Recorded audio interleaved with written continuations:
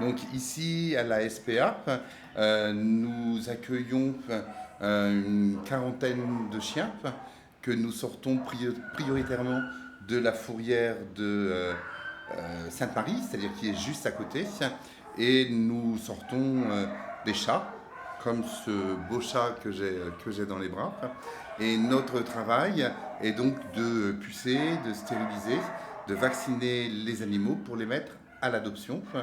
Et notre rôle toute l'année est de proposer des animaux en bonne santé aux Réunionnais qui souhaitent adopter un animal dans un refuge.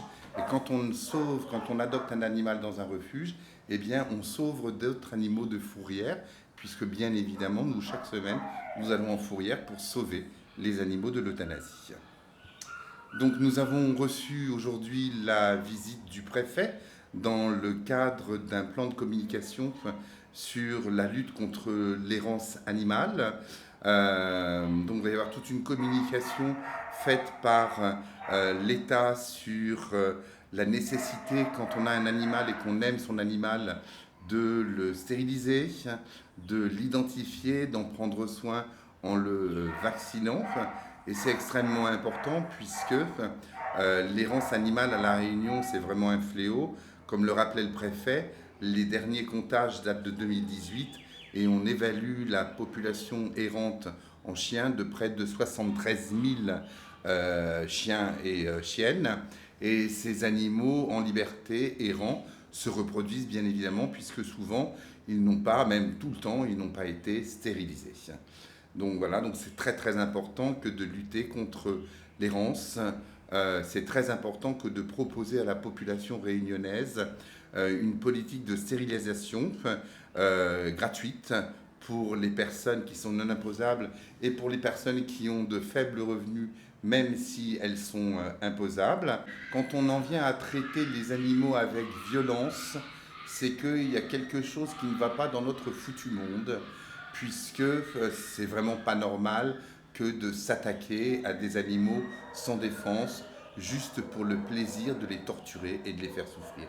Et ça, c'est vraiment quelque chose de profondément abject. Voilà. Ce qu'il faut savoir, c'est un exemple qu'on cite souvent, mais c'est une réalité. Les serial killers, ils ont commencé en s'exerçant sur les animaux. Mais comme je le disais aussi, il y a aussi beaucoup de Réunionnais qui aiment les animaux. Il y a beaucoup de Réunionnais qui adoptent, qui prennent soin de leurs animaux, chats et chiens. Et ça fait chaud au cœur quand on voit les Réunionnais venir au refuge pour adopter les animaux. Comme je le disais aussi, on fait des actions dans les écoles et on voit les enfants nous parler de la relation qu'ils ont avec leur animal.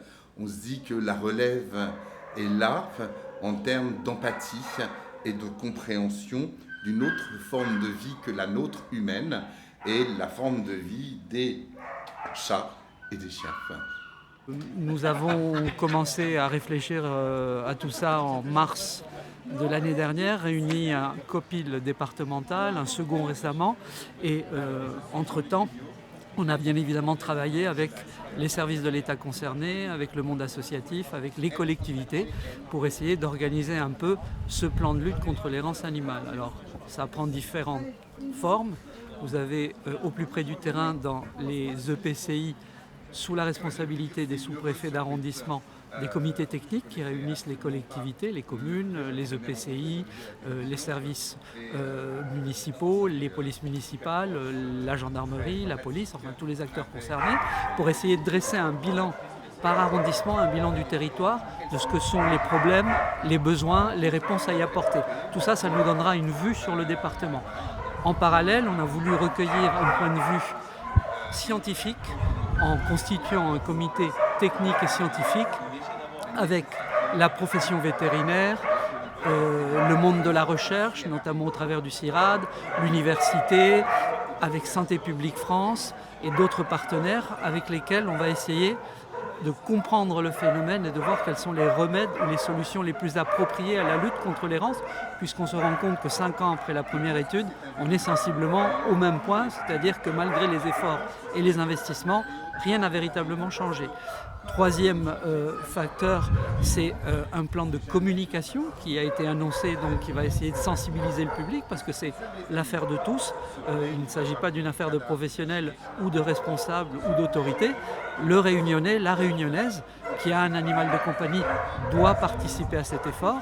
Et on va aussi, dans un troisième temps, essayer de réunir le monde associatif avec lequel on a pris des contacts, puisque les associations de protection animale sont des acteurs de premier plan de la lutte contre la maltraitance, mais aussi contre l'errance et la divagation, qui sont une des facettes de la maltraitance. Avec le comité technique et scientifique, on a réfléchi à la meilleure façon de pouvoir avoir une vision précise de la situation et actualisée. Parce que là, depuis tout à l'heure, on parle de l'étude de 2018, on est en 2023, on ne connaît pas exactement les chiffres. Donc on est en train de réfléchir à la mise en place d'un outil, c'est-à-dire d'un outil informatique, d'une application qui va permettre, en élargissant le nombre des acteurs et des personnes susceptibles de le renseigner, d'avoir toute une série d'informations à disposition, informations qui seront actualisées et actualisables au fil de l'eau pour avoir, dans les mois et les années qui viennent, une vision très précise de la situation, de ce qui est fait, de ce que sont les problèmes, de ce que sont les actions engagées, etc. Donc ça prend quand même du temps. Et dans un deuxième temps, on fera une étude de fond à partir de 2024 pour réactualiser toutes les données qu'on avait en 2018. Alors notre association est l'association référente contre la maltraitance animale à La Réunion. On a créé un dispositif de signalement qui permet aux citoyens de signaler les maltraitances animales. Et ensuite, on fait le tri, on fait l'aiguillage de ces signalements aux forces de l'ordre, à la police, à la gendarmerie ou auprès de bénévoles. Et depuis 2 ans, on a reçu plus de 1000 signalements, donc c'est énorme. Il faut dire qu'il y a beaucoup de familles qui ont besoin de replacer l'animal dans la famille et replacer l'animal dans ses besoins et puis de les libérer, de les lâcher, de bien les traiter. Et on travaille étroitement avec d'autres associations, nos bénévoles. On a besoin d'enquêteurs sur la maltraitance animale. On a vraiment besoin d'enquêteurs. Rejoignez-nous pour lutter contre la maltraitance animale, pour faire l'éducation, pour aller dans les écoles et puis pour travailler auprès des forces de l'ordre avec lesquelles on est vraiment en très bonne collaboration, police et gendarmes. Alors on envoie les signalements aux policiers et aux gendarmes en fonction des villes. Ils y vont, ils peuvent y aller tout seuls ou alors on fait beaucoup de visites conjointes qui permettent en fait de faire action d'éducation, sensibilisation et répression.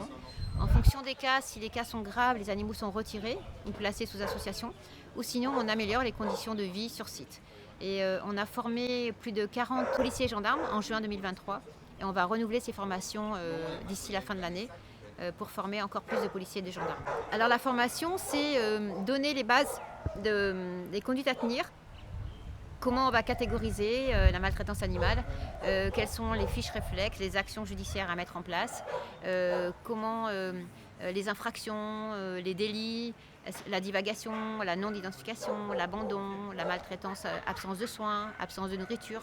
Voilà, c'est bien catégoriser la maltraitance animale et permettre à l'agent de police de mettre en place toute la législation française.